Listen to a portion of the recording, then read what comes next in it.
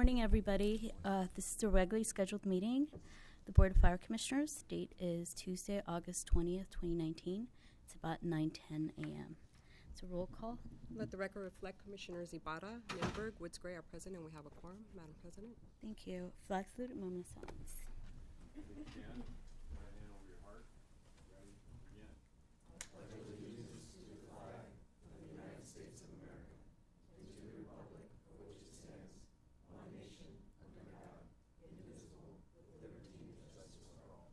Join me in a moment of silence in honor of past and present members of the Los Angeles Fire Department who devoted their lives to the protection of our community.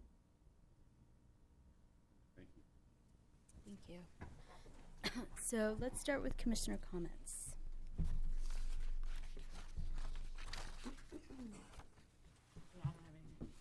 No? No. All right, so then we'll go to reports of the fire chief. Thank you, Madam President.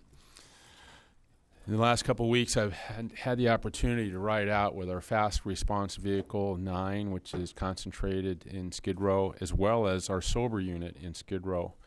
And very, very impressed with the people involved. They're truly passionate with the mission to help the people of Skid Row. I was with the FRV for 3 hours, and we had 9 runs in 3 hours. And it was nonstop incidents. And they understand that their primary purpose is to handle as many calls as they can to reduce the call load of Fire Station 9's resources. They're also tactical EMS paramedics, so they actually have a dual function. Whenever SWAT has a rollout, they assist SWAT, and they become their paramedics in case something happens to the officers. So very, very happy with that. The sober unit, we transported 3 of the people that wanted to go to the sober center. We went to the center, and I got to talk to them and understand a little bit better about what their plight was and what value we were bringing to the community. My takeaway from that is that people who work on the sober unit and the sober center have to be very patient and understanding. Many times, most of the time, the people that we bring to the center do not immediately enter recovery efforts or seek long-term housing. Sometimes it takes 20, 30 times of doing that. Independently, I asked 3 people there, are we bringing any value to this community? Is this program working? And I got a consensus that yes, because you never know when we're going to transport somebody where the light gets turned on and they want to get clean from whatever substance they're dependent upon. So that was very encouraging. On August 12th, I had the obligation, I feel, to attend the memorial services of LAPD officer Jose Diaz at the Cathedral, a young man who is in his community and was shot and killed while off duty trying to protect his community. It was very sad, very emotional. It shows the unity of the police officers. They were there, of course, in large numbers, and our command staff was there out of respect. And police officers and firefighters are part of the public safety community, and we share their grief, and we honored the officer by wearing the memorial badge. Unfortunately, that day, a CHP officer was killed, so that's why we're wearing the mourning badge today. So very, very sad memorial. And then lastly, on a happy note, we had a press conference on August 15th in Wilmington to announce the opening of Light Force 38 and the upgrading of the engine to a paramedic assessment engine. Large media presence. Councilmember Buscaino was there. A great day for the Wilmington community. Since I grew up in Wilmington, I was very proud to be participating in that event, as well as that the on-duty captain, Captain John Garnica, also is a Wilmington native and went to Banning High School like I did. So it was a very proud moment for me and Light Force 38 and the community of Wilmington. That concludes my report. Thank you. So now verbal report by the department on significant incidents from July 18th through August 19th.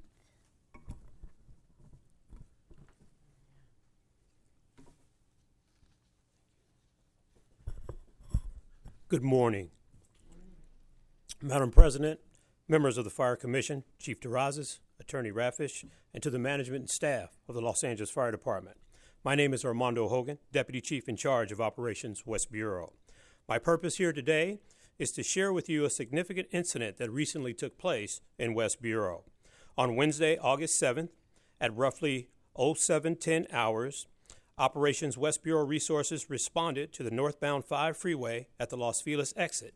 This was incident 321. The first responding units found a fuel delivery truck with a dual load that had rolled over, carrying roughly 7,500 gallons of diesel fuel. Initial reports were that there was less than 20 gallons of fuel in plain view on the surface of the freeway. After gaining additional situational awareness, our resources identified and stopped the leak, initiated a damming and diking operation, called for additional resources, which included our hazmat task forces, 95s and 21s, as well as support staff from Operations West Bureau and JHAT. Based on the quick actions of our firefighters, the fuel was contained and allowed us to reach out to the involved company for vacuum trucks and offloaders to transfer the fuel out of the tanker and onto other fuel trucks. There were no civilian injuries and no other vehicles were involved after the tanker truck jackknifed and rolled over. Additionally, there were resources on scene from CHP, Caltrans, LA County Fire Hazmat, and of course, local media. This was an extended operation, and we were not able to open up the northbound side of the freeway until nearly 5:30 in the evening. The southbound side of the 5 remained open throughout this event. Some of our challenges faced were waiting for the needed resources to assist with the transfer process. These trucks were coming from as far away as about 2 hours, plus travel time. Adding insult to injury were the Dodgers were playing a game that day, and that started at 1 p.m. Of course, the Dodgers won, so we felt better about the folks going home. At the height of this incident, there were nearly 75 firefighters providing service. Our members worked to dam, dike, stabilize, plugged, offloaded, and assisted with the uprighting of the trailer. I was personally able to watch much of this operation, very impressive and very professional. I'll take any questions that you may have. Thank you. Thank you. Good job. And I don't think we have any report from the medical director. No? And no presentations. So consent agenda items.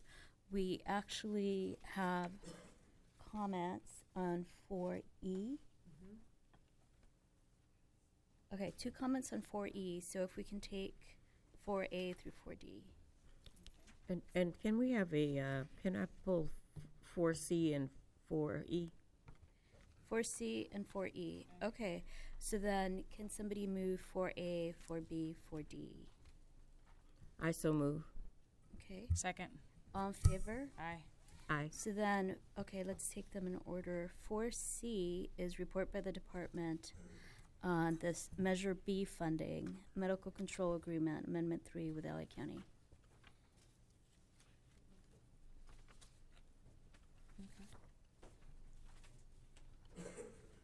Doctor.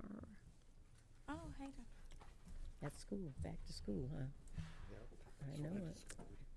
Good morning. My name is Zim Bamalu. Good morning. Good morning. So this is the report on Measure B funding, medical control agreement with the LA County. Do you have a specific question, Dr. Ms. Woodsgray? No, just like to have an overview, a little explanation of what's actually happening with this. Okay. All it is we have this grant that we receive funding from LA County, and they decided to give us a one-time funding to buy equipment for $450,000.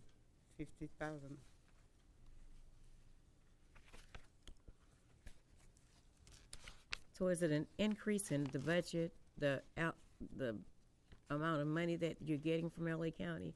Yes, What that is it's an increase, but it's a one-time increase to procure equipment. If I could speak to this a little bit, Zim, the allocation was an additional allocation of $440,000 to purchase the EGPWS, which is the Enhanced Ground Proximity Warning System. So this is actually a great benefit to us because we didn't have to use additional MICLA or lease money or money out of the general fund. we use money from Measure B, which was a county tax initiative passed several years ago that supports the trauma system. And the helicopters qualify for this expenditure because they transport to trauma centers. So the purpose of this report is to document that we got an additional allotment of the $440,000. Oh, it's a one-time thing. Yes, ma'am. Okay, thank you. All right.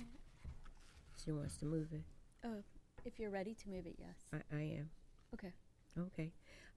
I move the recommendation for BFC 19-087 that the board approve and recommendations and transmit it to the city administrative officer for review. All in favor? Aye. So now we have 4B, which is a report by the department on the fiscal year 2019-2020 cost of special service fee adjustments. So we can just have a brief presentation on it, and then there's going to be 3 different comments on it. What that is the cost of special services that we analyze every year and increase. If there's an increase in cost, then we present it. So the current cost of special services hourly inspector rate is $254. So when we did the analysis, the cost increased from $254 to $258. So each time an inspector goes out to do an inspection, the hourly rate will be $258 instead of $254 for fiscal year 2020. So $4 increase. Right. All right, and we're obligated to do an assessment Every year. and then figure out how much it costs, and then we have to pursuant to the charter, right? That's correct. The administrative code. Okay. So, all right. And do the fees go into the general fund, or where do they go? General fund. Yeah, the revenue generated by the fire department through these fees, as well as EMS transport fees and building permit fees, all goes back into the general fund. Okay. All right. So let's hear from the public comments. So first one is Danny Stevens from Sprinkler Fitters Local 709.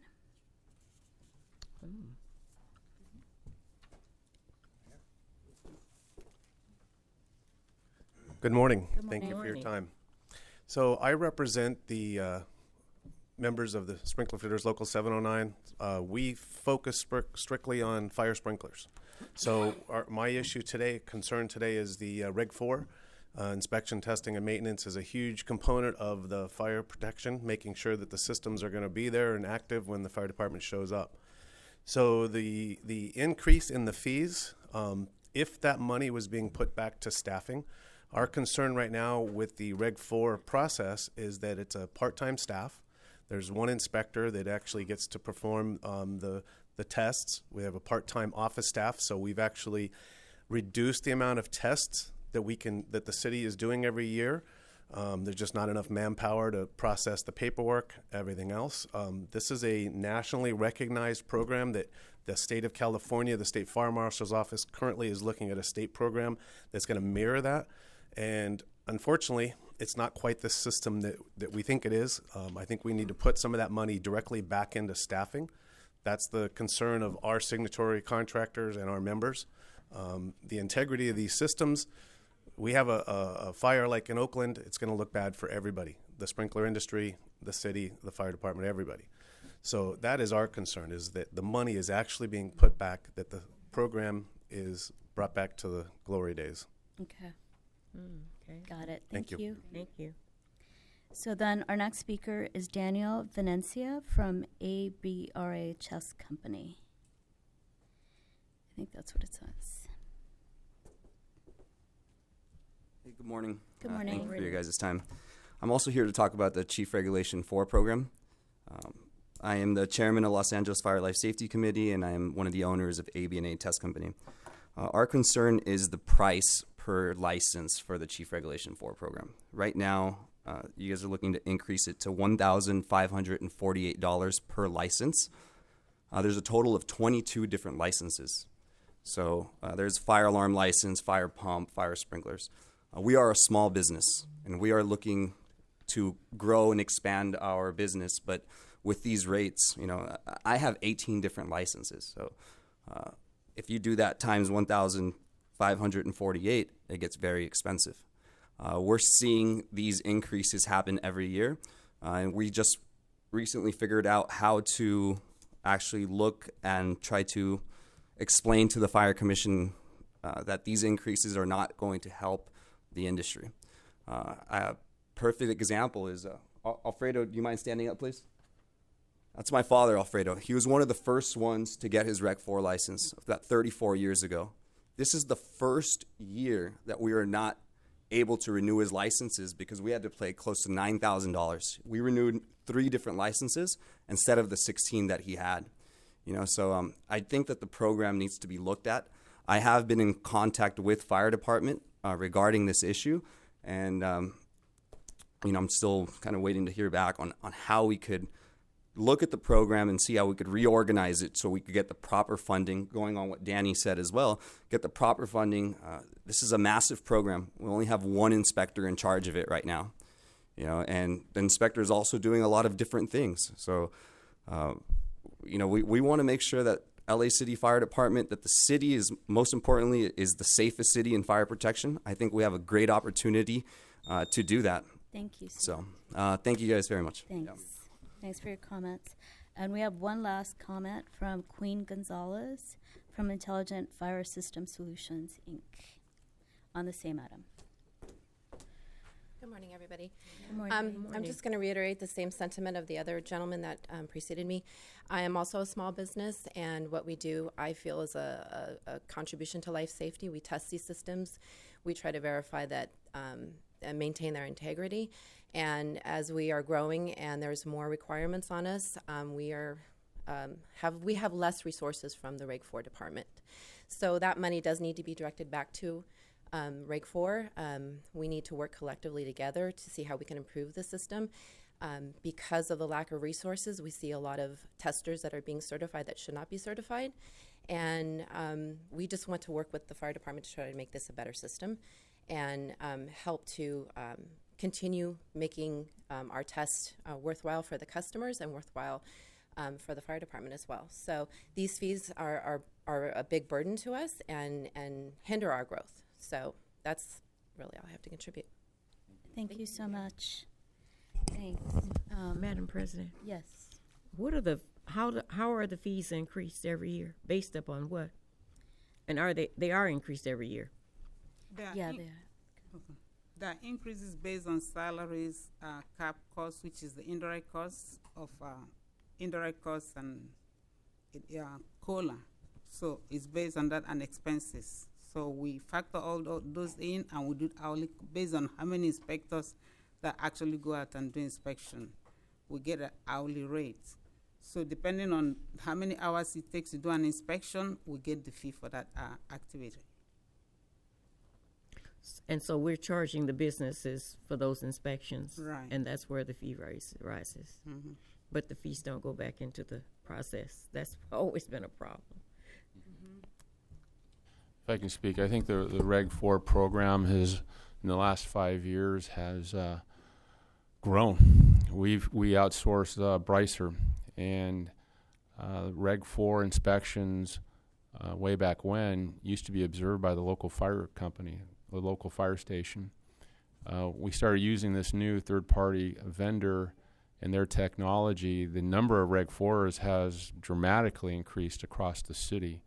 And I agree with the gentleman's statements that a operating system tested every year reduces the likelihood of false alarms. It increases the likelihood of activating when there is a fire. It adds a level of safety to the occupants as well as to the firefighters that would respond to that location. What I heard is amongst the 3 speakers is a theme of we need to staff up more in that unit, and we're going to take a look at that because the workload has grown significantly. So we will do that. Okay. Thanks. Did you, I see the fire marshal. do you? Sure. have Good some- morning. Good morning. Hi, Kristen Crowley, Deputy Chief of our Fire Prevention and Public Safety Bureau. We've met with the industry a few times, so we hear them loud and clear in regard to what their needs are with the fees. What we talked about with these cost of special services, they go up every year because of the city process, but internally what we're looking at is how do we consolidate the number of certifications, which there's a total of 18, into a smaller amount so there's less fees for the industry. We spoke about increasing our staffing within our Reg 4. That's coming forward with our budget request as well. So we understand that the program itself is growing, and we rely desperately on our testers that we certify. They're a big part of how we're able to maintain all of these systems citywide. So we'd be happy to give a report in the future if that's what you would like in regard to what our Reg 4 program would look like, and we could explain it in detail. That's good. Thank you. Good. So we need to act on this. So we're gonna, but we would welcome another report, and they're welcome to comment on that as well. Comments are always welcome. All right. Yes. Thank you. That would be good. Thank you. Thank you. Okay, So somebody's gonna move on this. Second. Move. All in favor? Aye. Okay, so now on our regular agenda items, first one is report by the Department of the Fire Prevention Bureau, serve the CUPA program, basically, from January 1 till June 30th. Good morning, Chief Terrazas, Commissioners, City Attorney. My name is Roy Song. I'm the CUPA Program Manager in the Fire Prevention Bureau. Today I'm providing an update on the CUPA program, primarily for the third and fourth quarter. However, because CUPA works on a fiscal year for inspections, I ran all the stats for the entire year in that report. The full programs being revised today includes the Hazardous Materials and Business Emergency Plan Program, the Underground Storage Tank Program, the California Accidental Release Prevention Program, and the Above Ground Storage Tank Program. So the CUPA regulates over 8,600 businesses every year for environmental compliance. In the Hazardous Material and Business Emergency Plan Program, we have 7,566 facilities that we inspect once every 3 years. In the Underground Storage Tank Program, we have 1,238 facilities, and they're inspected every year. The CalArp program, we have 45 facilities, and they're inspected every 3 years. In the Above Ground Tank program, we have 105 facilities, which are inspected every 3 years. We reached all of our inspection goals for the fiscal year. We have a very healthy reinspection rate, and of course, we wrote a lot of violations as well. So in alignment with the violations, we have to do enforcement. So for the enforcement part of the program, we ran 26 administrative hearings for $185,000 in penalties. We usually average out about 40 to 50 hearings per year and about $600,000 in penalties. That's pretty average, but we were down one inspector too, so of course the numbers went down. Regarding staffing levels, we have 38 positions within the CUPA. We have 32 of those positions filled right now. We have one vacancy, and then we have 5 positions waiting to go through civil service approval. Every 3 years, we get evaluated by the state. And so last week, I received notification from Cal EPA that the evaluation has started. And so they have a initial records request, which we had 2 months to respond to. And then they'll be doing some on-site visits with us and going through the rest of the program. So that'll take us up until the end of January to finish that process. We're looking forward to the evaluation. We spent the last year and a half preparing for that. So we should do pretty well. The program's not just about inspections and enforcement. We're also involved in a lot of statewide projects and initiatives. And just a couple of examples. So the fire inspectors spoke, actually trained at the CUPA conference in 2019 in 5 separate classes. We have fire inspectors represented on all 5 statewide technical advisory groups. We are on the CUPA Forum board, and on that board, we hold the roles of statewide legislative coordinator, statewide data steering coordinator, regional UST issue coordinator, Regional Cooper Forum Coordinator, and we're also on the Cooper Conference Planning Committee. So there's a lot going on in the Cooper program. I think we've done pretty well for the last 12 months. And right now, just going forward, consistency is key. We do get a lot of support, from Chief Terrazas and Chief Crowley and Chief Harvey and Chief Mathis. So without their support, it'd be a difficult job. So that makes my job a lot easier. Thank you. That concludes my report. If there's any questions, I'm happy to answer them. No, just compliments. It's always good to hear you come now and give a report, and we're so far ahead. Yeah. And your department's very busy. I can hear all kinds of things going on. And so thank you for your leadership there, because I think that is what has made the difference. Thank you. Yeah, and go ahead. oh, go ahead. Yes, I also want to echo that as well. I love that you're looking forward to your review with the state. That's fantastic. I mean, these numbers are outstanding. So I just want to congratulate you on that. And I'm also happy to see that we're working with the participating agency as far as the hazmat issues that are overlapping with the two different agencies. Right. So yes, we're going to get a report back on that. It's in the city attorney's office now? Yeah, so we actually have already reached out to LA County about renewing the PA agreement we have with them. So what happens is LA County does the hazardous waste inspections within the city.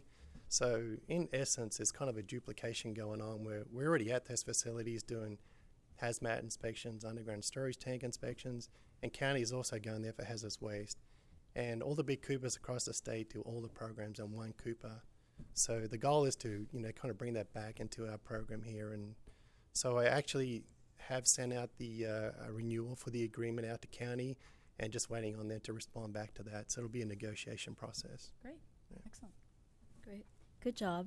Thank you very much. All right. So somebody move 5A. Okay. Madam President, I move BFC 19-089 to receive and file. Second. All in favor? Aye. So 5B is a report by the department on the fire prevention inspection activity, first to second quarter of 2019. All right. Good morning again, everyone. Madam President, Commissioners, Chief Terrazas, Council, and Acela. My name is Kristen Crowley. I'm the Deputy Chief of our Fire Prevention and Public Safety Bureau, and I'm here today to present the Fire Prevention's Inspection Activity Report for the first and second quarters of this calendar year. We've submitted to you a 13-page report based off of our performance activity outlining 4 of our 5 sections within the Fire Prevention Bureau. These sections include our industrial commercial section, public safety section, fire development services section, as well as our administrative section. Our 5th section within the Fire Prevention Bureau is our CUPA section, in which Royce Long, our manager, had just reported on prior to this presentation. I will touch briefly on our overall performance. On page 1 of the report, there's a broad overview of the first 2 quarters of our inspections, which equates to 22% completion for the first quarter and 27% for the second quarter. And we continue to stress and prioritize the importance of completing our re-inspections. We've completed a total of 1,561 re-inspections for the first 2 quarters of this calendar year. We would also like to commend our sworn and civilian staff for stepping up and assisting with covering our vacant districts due to long-term injuries and illnesses. For the reported time frame, we actually had a total of 1,217 days of productivity that was lost from work due to injuries or illnesses. The consistent professionalism and dedication of our members to perform timely and high-quality inspections are evident in our current performance metrics.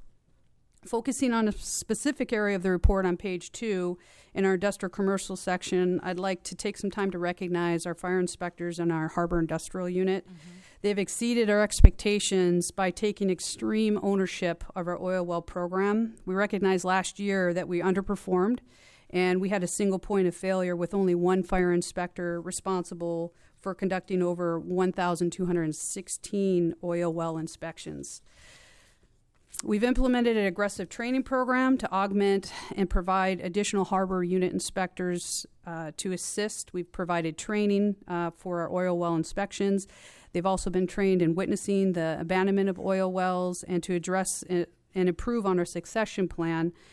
We've also eliminated the known single point of failure within the section. The additionally trained fire inspectors now share 1/3 of the oil wells, and we've redistricted the remaining workload to 1/3 to each of the inspectors. In addition, multiple inspectors have been trained to witness the oil well abandonment process, and I'm proud to share that the oil well program has currently completed 87% of the annual inspection, which is well over the 50% completion metrics. On page 6, overall, our public safety section has completed 48%, which is just 2% shy of our 50% goal.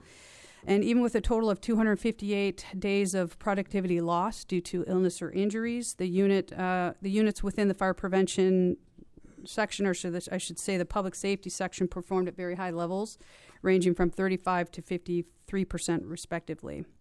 And lastly, a few other highlights on page 12. Our administrative section continues to manage the state-mandated R1, R2 program, which requires all multi-residential apartment buildings consisting of 3 or more units, up to 15 units, to be inspected on an annual basis. The Fire Prevention Bureau has absorbed an additional 53,805 annual inspections through the use of our trained cadre members. And we have exceeded the 50% metrics and completed 65% of the overall inspections for the first and second quarters. We're confident that we will complete 100% of the mandated annual inspections. That's just a brief overview of the report, and I'd be happy to answer any questions that you may have. It's outstanding. I did have one question about the cannabis unit. It seemed like it had dropped to 15% the second quarter. Is that just because it's new? What were the issues there? The cannabis, if you look at the total, that's on page 2, I believe, of the report. They have a total of 334 inspections, which is a very manageable amount of annual inspections, just because the whole cannabis on the legal side is very manageable at this point. There's phase 1 and phase 2 that are complete. We anticipate those overall inspections to go up, within the next year or two. So what we have to do at times is when we have vacant districts, we may have to pull an inspector from the cannabis unit to supplement another area. So we are very confident we'll be able to meet our metrics, which would be to complete the 334. So we're not too concerned about the lower numbers, where it's only 15%. We oftentimes have to move staffing around to ensure that we're meeting our metrics in the higher amount of annual inspections. And you said that they're going to, that's great. I think that you said they're going to increase the number of permits? Eventually, yes. But at this point, what we're responsible for is 334 inspections on an annual basis for this calendar year. Have they said it? Is it council that says it? I'm not sure. I know through the Department of Cannabis Regulations, they're in charge of the phases. So that's where our numbers will start to increase once additional businesses are certified to open up for business. So my only question, just because we just heard from public comment about those inspections, where are they in this chart? So that is under our administrative section, in which we can start to add charts in there so that we can show the amount of testing that we do, which is quarterly. Also, there's a number of metrics that we already look at on a weekly and monthly basis that we could just add to the report to show where our Reg 4 program is and how much work is being done. But we historically haven't put that in our report, but we'd be happy to add that. Great. Okay. So that would be like page 11 is where it would be. Right. It would be under page 11 or page 12, which is our administrative section. That's under that section in which they oversee the Reg 4s. Right. Okay.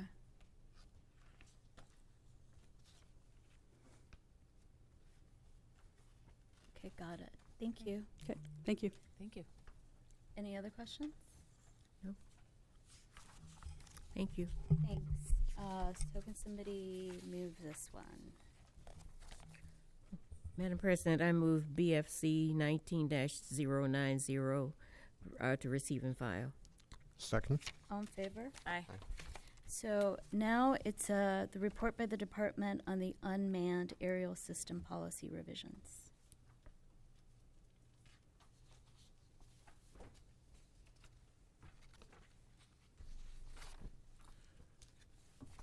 Good morning, Madam President, Good fellow morning. commissioners, Morning. Chief Terrazas, Ms. Raffish.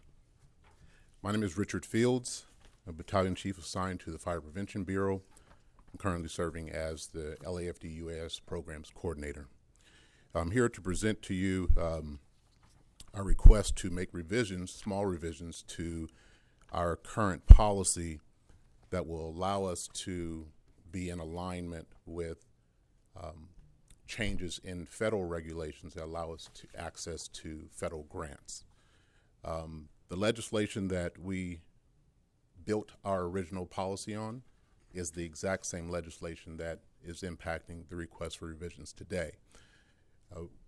The review committee, which was led by Cal OES and supported by FEMA, found that our policy didn't strongly enough address how we would manage looking at civil liberties, protecting civil liberties, and what we would do in the event that someone had a question or concern about their civil liberties being violated. And if you refer to page 9,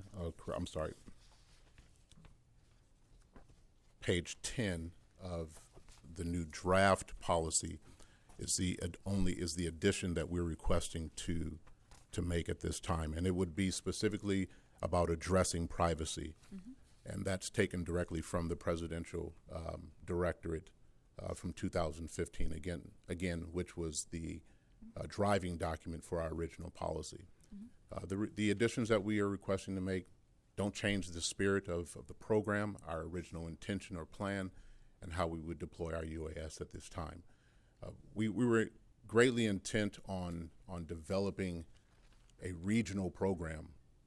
Given the fact that UAS is expanding in public safety, we realized that as the public safety leader, especially in UAS at this time, that we start to set a foundation for how UAS is used in the region, especially as we continue to partner it with other agencies in hazard mitigation. And that was the reason that we started down this path of looking at using UOSI funds, SHISCAP funds for supporting UAS in the region. So that's the end of my report. Any questions at this time, I'll be happy to answer. Yeah, so this is fine. This is, in fact, I mean, I hadn't looked at this draft policy since we adopted it like 2 years ago. And I thought we had like a lot of discussions about this. So I thought it was already in there. So I'm kind of surprised that it wasn't in our draft policy already. It actually is. The language that deals with records retention, that deals with not impacting the public, not looking at that, was sufficient at the time, and it was sufficient for the city attorney, and in review between the department and them was perfectly fine at the time. We just had never been reviewed by at the federal level, looking at grants, and so. So I mean, the way that I see this is that this makes it explicit, but it's also kind of like the Constitution applies to us, which we know it does. So. Absolutely. No complaint there. And the laws apply to us, and of course they do. So it's fine. I mean, I'm okay with this. There was other language, though, that we talked about that I kind of felt like about, we would only share information, like, if it was pursuant to a court order. Correct. Stuff like that. Yep. But we can talk about that some more later. Yes, this obviously we're going to be presenting again to you for our biannual report as you requested. That hasn't been scheduled, but those changes and a complete review by policy, a complete review of our policy, operations manual, as well as our training documents are going to be reviewed at our biannual report, and we can deep dive into the language. And we have a significant number of changes in language and phraseology that we're going to present for approval at that time. All right. Well, it was a good opportunity to review the policy again because I hadn't done it. And I noticed that we also adopted, and I don't recall this at all, but we wanted the independent assessor to do a quarterly review of the UAS program, which sounds like a good idea. I mean, I'm glad we did it, but so we should probably implement that. It's another thing that we can talk about. We have been in contact with her. We give her regular updates. We used to email her every time we had an after action or that we did a flight. She felt that was too much information. So upon her request, we give her our flight logs, access to any pictures that we do anytime that she requests. Yeah, so I mean, I think I speak for the commission when I say we're really supportive of this program, but you know, we also feel like that takes a lot of vigorous oversight, just because there is a huge concern about like overreach, and so you know, we don't want that because it's only going to continue as long as you have public trust. Absolutely. So good job with this. Thank you. There's no controversy here, I think. Because the changes you're making are just to meet the federal requirements. That's so that we can correct. apply for grants. That's correct. Yeah. And I totally support the program. I can see it working when there are fires. We see those little, it's a great idea. Thank you. Thank you very much. Thank you, Chief. Okay. Thank you. So, Okay, Madam President, I move that the board approve the recommendations for BFC 19-092. Second. all in favor? Aye. And 5D is we're going to continue it till the next meeting, next time we meet. So now we have 2 additional public comments for item 6, which is public comment period. The first person is Daniel Stevens from Local 709. Thank you again. I just wanted to expand on the Reg 4 program and its importance to our industry. I'm also a business agent, but I've been an instructor for 20 years. We put inspection, testing, maintenance, and the apprenticeship, our continuing education for our journeymen. The training is very intense into this.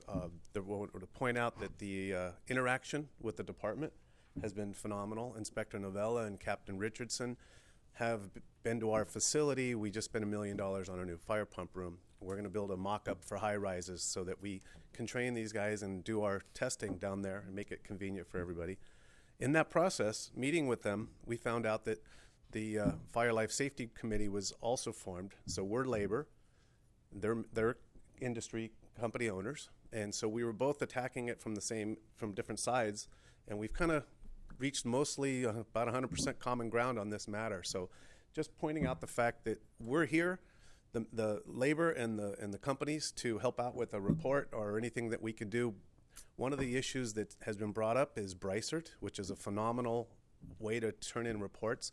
A lot of jurisdictions are monetizing Bricert.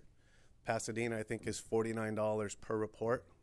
That's a way to maybe reduce the testing fees and maybe get some money coming in differently, because there are thousands and thousands of reports coming in through Bricert.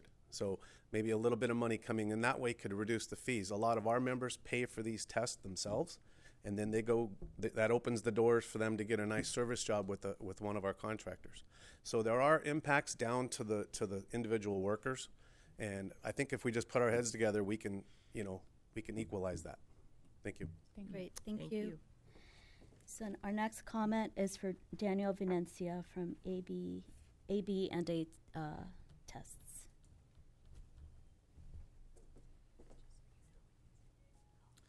Hello again, Commission. I just wanted to talk about how these fees are being calculated. They're saying it takes 6 hours of fire inspector fees in order for one license. So they're saying it's 2 hours to take a test, 2 hours for an oral interview, and 2 hours for a field examination. Okay. The Chief Regulation 4 they combined the oral and the field examinations together. And then when the people are taking the tests, there's 50 people in a room taking a test with 1 or 2 different moderators. So it's not like you're individually getting 2 hours of your inspector's time for this license. Okay, yeah, we see a strong problem with that.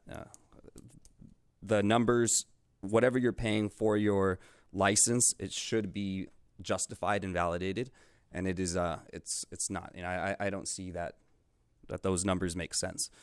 Again, it's really hurting our industry. It's really hurting our our way to grow. And then as far as Brycer goes, Brycer's putting a lot of pressure on buildings to be tested.